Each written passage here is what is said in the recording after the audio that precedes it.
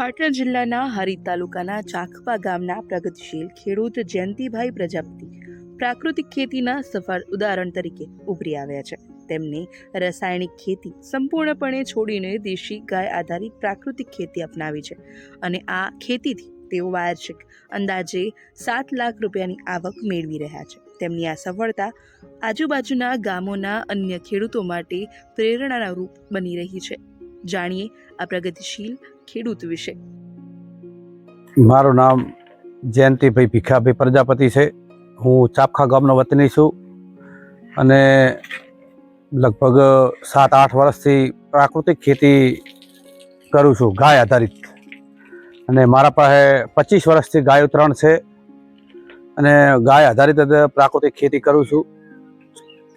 એમાં પાકમાં ચણા, ઘઉં, અડદ, તુવેર અને શાકભાજી પણ કરું છું. પછી બાગાયતમાં મારા પાસે 300 આંબા છે, પછી જામફળ છે, પછી ખારેક છે, લીંબુ છે. આ પણ મેં સંપૂર્ણ પ્રાકૃતિક કરેલ છે.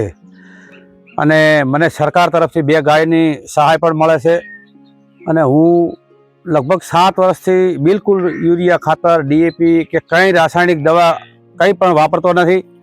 અને હું આત્મા સાથે સતત 8-10 વર્ષથી જોડાયેલો છું. અને મને આત્મા તરફથી તાલીમો પણ ખૂબ મળેલ છે. વાર્ષિક આવક અમારી 6-7 લાખ રૂપિયા છે.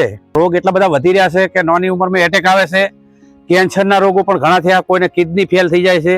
આ બધું અત્યારે રાસાયણિક ખાતર બહુ વાપરવા લોકો બહુ બેફામ વાપરે છે, એના કારણે આ રોગ વધી રહ્યો છે. એટલે અત્યારે સરકારની એવી ઝુંબેશ ચાલે છે. સરકાર ખૂબ આના પાછળ ખર્ચો કરે છે કે પ્રાકૃતિક ખેતી તમે કરો તો તમે નિરોગી રહેશો. એટલે અમે પણ એક જાણવા અમને મળ્યું કે ખરેખર પ્રાકૃતિક ખેતી કરવાથી સારું પણ એવું ઉત્પાદન પણ મળે છે.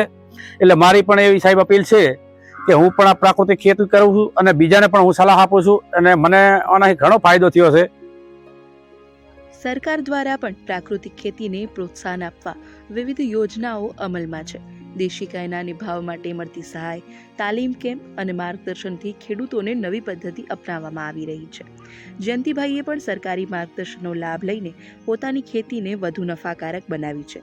જેમના ખેતરમાં આજે માત્ર એક પાક નહીં, પરંતુ જીવંત માટી, જંતુઓ અને ખેતી માટેના ઉત્પાદનનું સાધન બની ગયું છે. તેઓ માને છે કે ખેતી માત્ર ઉત્પાદનનું સાધન નથી, પરંતુ આવતી પેઢી માટે એક પ્રકૃતિ સાથેનો સંબંધ છે.